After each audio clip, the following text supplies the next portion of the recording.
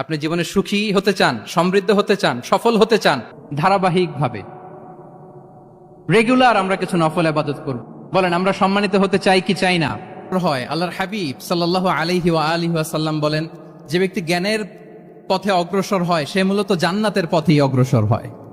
মান সালাকা তরিকান ইয়ালতামিসু ফীহি ইলমান সাহালাল্লাহু লাহু তরিকান ইলাল জান্নাহ। যে জ্ঞান অর্জনের জন্য সামনে আগায় সে মূলত জান্নাতের দিকে আগায়। আল্লাহু আকবার। ইসলামের একটা বিধান হচ্ছে আত-তাইসির, ফ্লেক্সিবিলিটি। মানুষের সুবিধা অসুবিধা এটা ইসলাম আমলে নেয়। ছোট্ট একটা উদাহরণ দিলে আমরা বুঝতে পারবো। রাসূল সাল্লাল্লাহু আলাইহি ওয়াসাল্লাম সাহাবাদেরকে নিয়ে একবার বসা, হঠাৎ করে এক সাহাবী এসে বললেন, ইয়া রাসূলুল্লাহ হালাকতু ইয়া রাসূলুল্লাহ, হে আল্লাহর রাসূল আমি তো শেষ। রাসূল সাল্লাল্লাহু আলাইহি ওয়াসাল্লাম বললেন, তুমি শেষ, তোমার আবার কি হলো?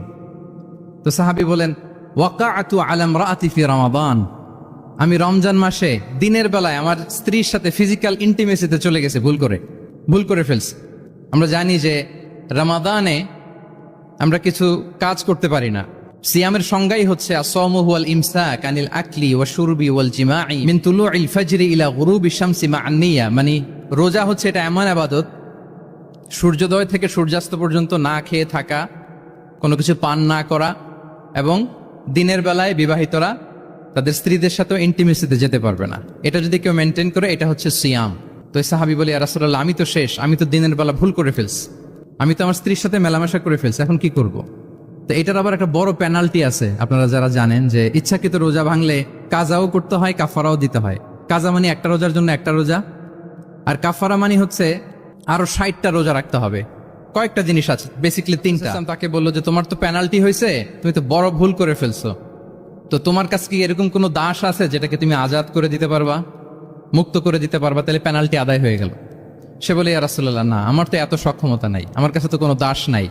আচ্ছা দাস নাই, তো রাসূল সাল্লাল্লাহু আলাইহি ওয়াসাল্লাম বললেন তাইলে তুমি টানা 2 মাস রোজা রাখতে হবে, তাইলেও পেনাল্টি হয়ে যাবে, আদায় হয়ে যাবে, পারবা? সে বলে, ইয়া রাসূলুল্লাহ 2 মাস রোজা রাখা তো এটা কঠিন হয়ে যায়, ইটস নট এ জোক, টানা 60 দিন কি করে রোজা রাখ? তো রাসূল সাল্লাল্লাহু আলাইহি ওয়াসাল্লাম বললেন এটাও পারবে না, তাহলে 60 জন মিসকিনকে খাবার খাইয়ে দিতে হবে এজ এ পেনাল্টি।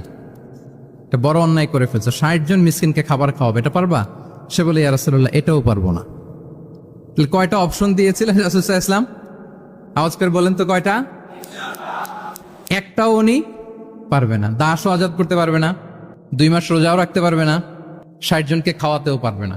তো রাসূল সাল্লাল্লাহু আলাইহি ওয়াসাল্লাম বলেন কিছুই যখন পারবে না, কি আর করা, যাও একটু অপেক্ষা করো, দেখি কি করা যায় তোমাকে নিয়ে। তো রাসূল সাল্লাল্লাহু আলাইহি ওয়াসাল্লাম অন্যান্যদের প্রশ্নের উত্তর দিচ্ছিলেন, সময় যাচ্ছে হঠাৎ করে রাসূল সাল্লাল্লাহু আলাইহি ওয়াসাল্লামের দরবারে এক ঝুড়ি সাদাকার খেজুর আসলো, এক ঝুড়ি।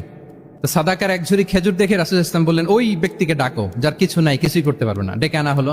রাসূল সাল্লাল্লাহু আলাইহি ওয়াসাল্লাম বললেন, যাও, তুমি তো কিছুই করতে পারবে না, এই এক ঝুড়ি চ্যারিটির খেজুর, সাদাকার খেজুর তুমি গরিবদের মাঝে বিতরণ করে দাও, তাসাদদাক বিহা, এটা বিতরণ করে দাও, তাইলে আশা করি আল্লাহ তোমাকে মাফ করবে। তো এই সাহাবী বলে, ইয়া রাসূলুল্লাহ আলা আফকারা মিন্না ইয়া রাসূলুল্লাহ, আমার চেয়েও গরিব কাউকে খুঁজে বের করে দান করতে হবে? তো রাসূল সাল্লাল্লাহু আলাইহি ওয়াসাল্লাম বললেন, হ্যাঁ গরিবকেই তো দিতে হবে। তো উনি বললেন যে রাসূলুল্লাহ পুরো মদিনার তল্লাটে আমার চাইতে গরিব কেউ আর নাই, আমি সব চাইতে গরিব। ফাদাহিকা রাসূলুল্লাহ হাত্তা বাদাত আনিয়াবু, একথা শুনে রাসূল সাল্লাল্লাহু আলাইহি ওয়াসাল্লাম হেসে দিলেন। এত হেসে দিলেন যে রাসূল সাল্লাল্লাহু আলাইহি ওয়াসাল্লাম এই পাশের চোয়ালের দাঁত দেখা গেল। এত বেশি হাসেন না উনি, নিজেকে ধরে রাখতে পারলেন না, হাসি আটকে রাখতে পারলেন না। ফাদাহিকা রাসূলুল্লাহ, হেসে দিলেন। হাত্তা বাদাত আনিয়াবু, পাশ দেখা গেল।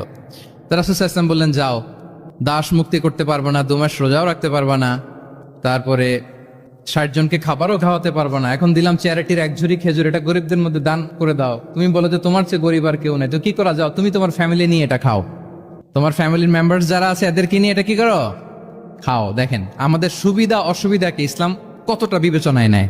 আসছিল পেনাল্টি দিতে, কথা বুঝতেছেন আমার? ওই সাহাবী রাসূল সাল্লাল্লাহু আলাইহি ওয়াসাল্লামের কাছে আসছিল কি দিতে? পেনাল্টি। এখন নিয়ে গেল কি? এক ঝুড়ি। আল্লাহু আকবার পড়বেন না? অন টাইমে আমাদেরকে সালাত আদায় করতে হবে। Push yourself to go to মস্ক for offering সালাত, নিজেকে পুশ করতে হবে। প্রথম হিসেব নিবেন, এনএসইউর যুবক ভাইয়েরা আমার দিকে তাকান, প্রথম আল্লাহ তাআলা হিসেব নিবেন কিয়ামতের ময়দানে এই সালাতের। আউয়ালু মা ইউহাসাবু বিহিল আবদু ইয়াউমাল কিয়ামাতি আস-সালাহ, সর্বপ্রথম আল্লাহ তাআলা এই সালাতের হিসাব নেবেন। এই সালাতের হিসাব যদি আমরা সুন্দর করে দিতে পারি, সব সুন্দর হয়ে যাবে। এবং ঈমান আর কুফরের মাঝে পার্থক্য হচ্ছে এই সালাহ।